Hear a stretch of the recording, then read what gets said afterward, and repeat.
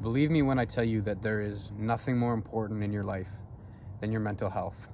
No matter how much success you have, no matter how good you look, no matter how much money you have, if your mental health isn't good and it isn't at a positive place, you won't be able to enjoy anything.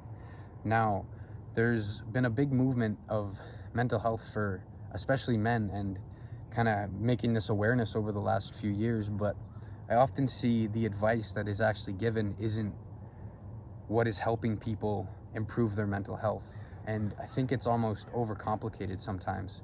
Yes, therapy and things like that help, but I believe there's a big aura around it and makes it overcomplicated and makes it so people think that they need all this time and have to put so much effort in to actually see any progress in their mental health. But what I've noticed, at least with my mental health, is there are very practical steps that you can take to improve it within 2 weeks. That's all you need to start actually feeling happier and improving your life so that you actually enjoy doing things and you find the joy in life and you find relationships are cultivated and you're actually healthy, not only in your physical body but your mental as well, and you are living to the fullest and you're enjoying every single moment, even the bad ones. Well, the bad ones where you don't feel happy, you feel like a sense of sadness, but you still know that that's part of life, and your mental health is at a point where you can move on from things and cope with these things well. So the very first thing that I believe everyone should be doing for their mental health is exercising.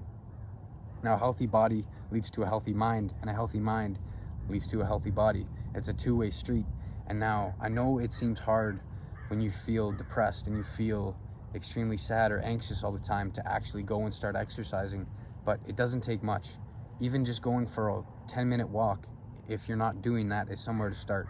Now, personally for me, what helped the most is lifting weights and seeing progress in my physical body, seeing my body improve and start to look a way that I want it to look. I'm not saying don't love yourself at where you are, but I'm saying love yourself enough to improve and move on from where you are. You can't always stay where you are and just expect to be happy. For a lot of us, it takes progress, and we need to see progress in the areas where we have goals, and fitness is probably the most important to me. Not having a healthy body, when you don't have a healthy body, how do you expect to live life to the fullest? No matter how much money you make, if you're not healthy and you're sick all the time and you feel like crap, how do you expect to enjoy that? Now, you don't have to start going on a crazy workout split where you're exercising 5 hours a day and training for a marathon and being David Goggins all in 1 week. I'm just saying, start somewhere. Maybe you just go for a run. Maybe go out and run a mile and do that twice a week. There's a start. Or maybe you want to actually start going to the gym. Go 3 times a week and do 3 full body workouts per week. There are tons of videos on YouTube that will help you find how to actually train properly. Make sure you're training safe. I'm not saying go be stupid and load a bunch on the bench press and do suicide grip because you feel sad. I'm saying start somewhere and start making progress in your fitness journey. And once you see progress in an area of your life that is gonna make you feel better physically, it'll make you feel better mentally.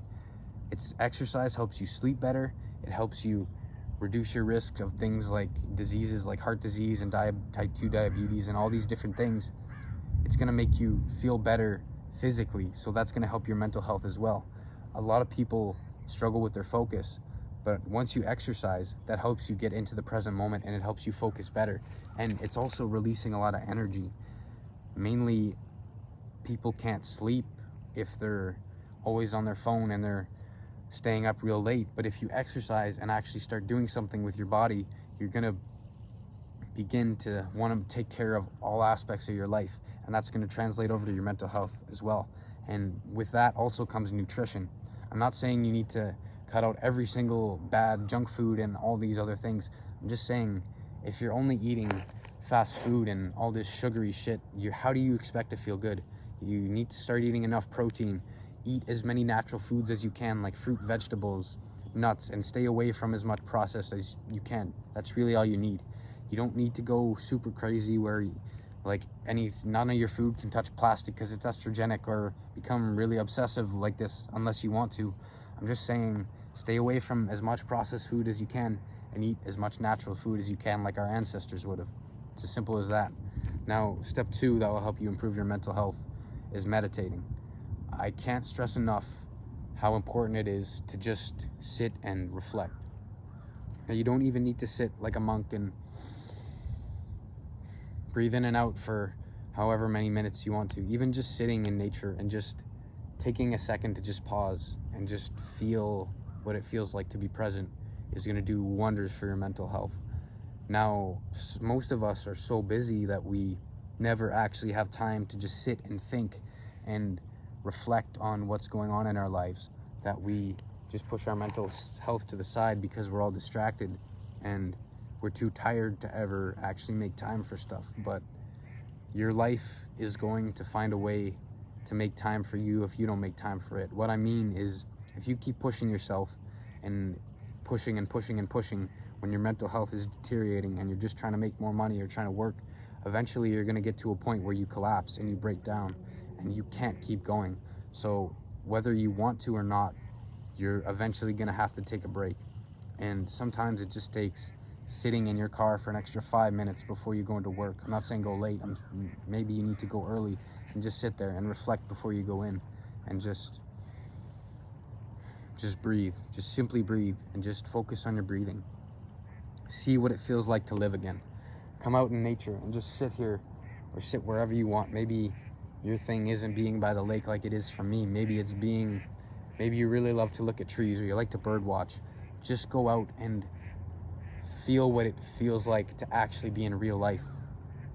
We're all so distracted with our phones and computers and all this technology where everything is instant and our attention is going from one thing to the next, to the next, to the next.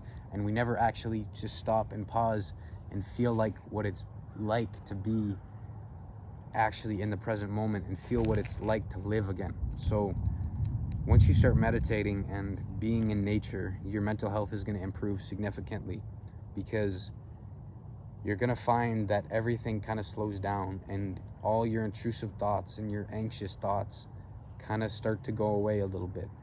Yes, they're always still going to be there, but you learn that the nervous feelings you have and these sad feelings you have are just feelings, you know? You can always do stuff whether you have a feeling or not. If you feel nervous for something, you can take a few deep breaths and it's going to get better. And just because you feel a certain way doesn't mean you can't do something. I feel nervous for stuff all the time, whether I'm going to go play a gig in front of a bunch of people or release a new song, and all these thoughts start to come in my head and I feel very anxious. I eventually get back to the present moment with just a few breaths because I've practiced meditating and I can relax. Now, the third and final thing that I'm going to recommend you do for your mental health today is express gratitude. Now, no matter how hard we try, we can't always feel happiness. It's just a feeling. It's a dopamine release in our brain that we get from certain things, and we can't always control it. But what we can control is gratitude. Now, if you think of a time where a friend or someone else did something for you where they didn't have to do that thing, and it's a memory that you cherish in your life, I'm sure there's something that's popping into your brain, even though I'm not articulating this very well. There's a memory you can think where someone did something for you where they didn't have to do it. And imagine how happy you felt when they did that thing for you. Maybe it made your day. Maybe it made your year. Someone presenting you with an opportunity or doing something kind, it made you feel happy. And doing that thing, they were not forced to do that. They didn't have any motive besides doing it, besides just helping you. And expressing gratitude for the people in life who have helped you is one of the most rewarding experiences and brings you such a wholesome feeling that nothing else really does. So right now, I know there's someone in your life that you're feeling grateful for. Send them a text message or go talk to them. And you have to take actionable steps if you actually want to improve your mental health. If you don't want to do this, then your mental health is going to stay where it is and it's never going to get better. So take out your phone if you're going to text someone, or actually go talk to them. Maybe it's your parents, and just go express to them how grateful you are for them being in your life. Just say, hey, thank you for everything you've done for me. Thank you for always providing for me. Thank you for, maybe it's them being there when you're going through a hard time. Maybe you can talk to them about anything. Maybe it's simple as them saying hi to you every morning. Maybe it's as simple as that. Just express gratitude to them. And now that's one way to express gratitude. The other is to reflect on how much we actually have. When our mental health is at a place where it's in a very, how do I say this? Our mental health can be in a place where it's very fixed on the negatives. We don't think about the positive things that are happening around us, but we always have something to be grateful for. If we're still living, we can be grateful for the fact that we woke up in the morning. We can be grateful for the fact that we are not dead. We can be grateful for the fact that we are still breathing and that we have a body. No matter how bad you think your situation is, there's always something you can be grateful for. So I keep a gratitude journal where I write down 3 things I'm grateful for every night before I go to sleep, so that I go to sleep knowing that there are things in my life that other people might not have and other people don't have, and that I am extremely fortunate to have. And there's always someone who doesn't have it as good as you do. And I'm not saying to feel bad about the privilege you have in life and that you should be at a higher place. I'm saying just reflect and take some time to think about how much you actually do have, because we are always so focused on what we could have and how we feel if we'd have that thing. But there is so much good in our lives right now, and we just have to open our mind to it.